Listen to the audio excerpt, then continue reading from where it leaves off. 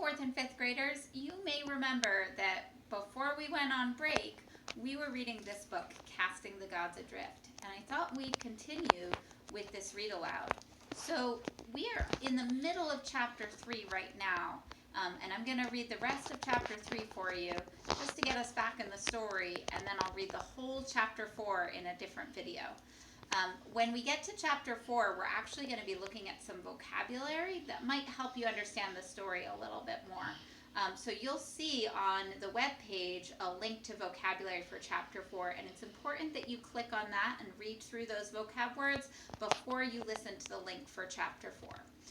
But this is for chapter 3. I want to remind you that where we are in the story is that Thutmose and his father Harkuf have been taken into the palace of Akhenaten, and Thutmose has become friends with that name that's so hard to say, but I'll give it a try here, Ankhsenpaten, the daughter of the pharaoh Akhenaten. And the father does not like Akhenaten very much. And if you remember, it's because they have a disagreement over whether it's better to study and worship one god, Aten, or worship the ancient Egyptian gods, the traditional gods, such as Ra and Amun that we are more familiar with. Thutmose has been working in the palace, and he's been learning to engrave things and do fine stonework. The father is bringing animals to the palace, and this is where we left off. The whole world was in awe of the pharaoh and his great queen that year, and I more than anyone. Father brought home from Assyria a tamed lion with fur of pale gold and a mane of black flecked with silvery gold. Electrum the lion, we called it. Pharaoh Akhenaten walked the beast on a red leather leash through the 5 palaces, beaming with satisfaction as he did so. Then he stroked my father on the back, as one might a lion, and told him, "For this and for all your loyal efforts, I shall make you a man of gold." And here's that picture of the lion, the lion Electrum that Harkuf has brought to Akhenaten. I thought nothing could ever cloud my happiness. What did it matter if there was one god or a whole ship full? My father was to be a man of gold, the highest honor conferred on an official of the pharaoh's court. Surely even father must be won round by such an honor. On the day of the ceremony, the 2 oldest princesses stood by their father, holding golden collars piled on a scarlet cushion. Akhsenpaten held a golden tray and stood on the other side of the throne. As each chosen man of gold approached the dais, a herald spoke aloud the great service he had done to the pharaoh and to Aten. Then the king presented the collar, and the queen took from the golden tray a pair of red leather gloves and presented them as well. I had to describe it all to Ibram. His sight had left him altogether now and plunged him into a sunless dark full of music and incense and the noise of building. But despite his blindness, he was happy that day. Who would not be?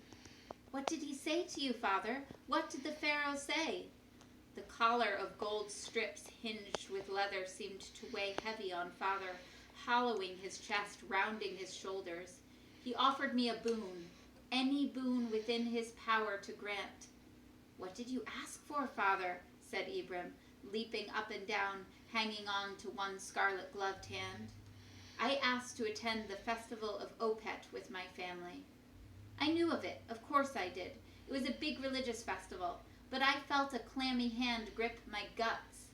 It was not the most tactful thing my father could have asked for, after all, to attend a festival in honor of a god other than Aten." "Oh, and did he grant it?" I asked. "He says there will be no festival of Opet this year," said father in a voice I did not recognize, choked, almost strangled to a whisper. "Nor even the festival of Osiris. He is closing down the temples of all the gods but Aten the sun." Even I was shocked. What would happen if Akhenaten succeeded in driving the gods out of heaven? Wouldn't times of catastrophe and disaster begin? I automatically threw a nervous glance toward the river. I could not help it. That was where Set lived, the demon hippopotamus bent on devouring Egypt. Without the god Horus to subdue him with magic harpoons, wouldn't Set surface and begin to devour my world? Would Osiris, unworshipped, withdraw his gift of life after death and refuse to receive the souls of those who died? Would the great snake Apep beneath the earth rear up its head one day soon to see the ship of 1,000,000 days floating by empty, adrift, no one aboard? For the first time, I tasted some of the fear that had been tormenting my father.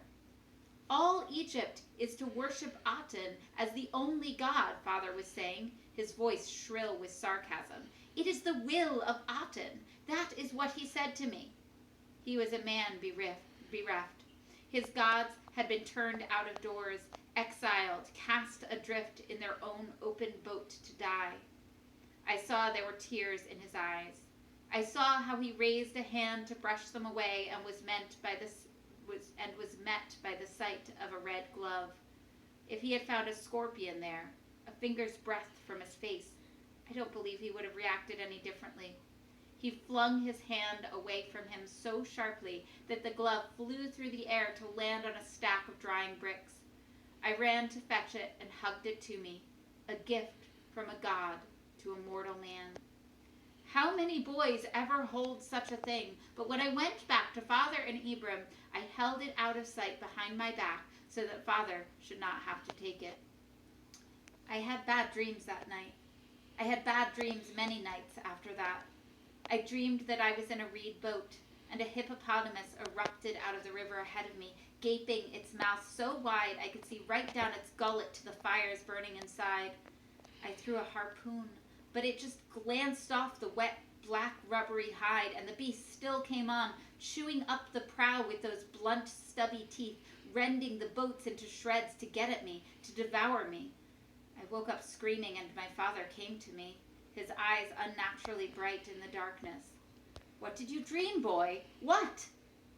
Something kept me from telling him. I claimed that my nightmare had gone in waking. He could not know any different. But I did not want him to sit down on the edge of the bed, to stay and chat about nothing very much, until fright left me, to show me I was safe in El Amarna, in the house of a man of gold. Oh, shoot.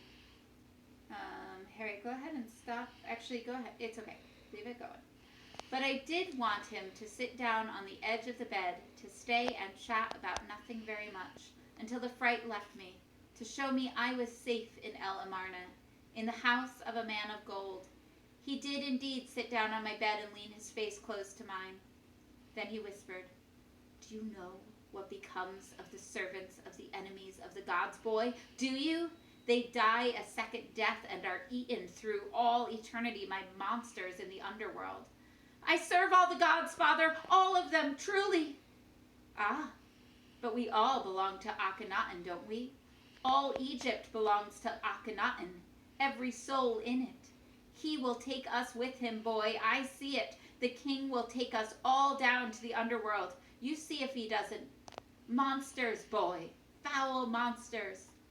With that, he left me, stumping back to bed, muttering, chanting, praying. I don't know which. Yes, I had many good nightmares after that. Yes, I had a good many nightmares after that.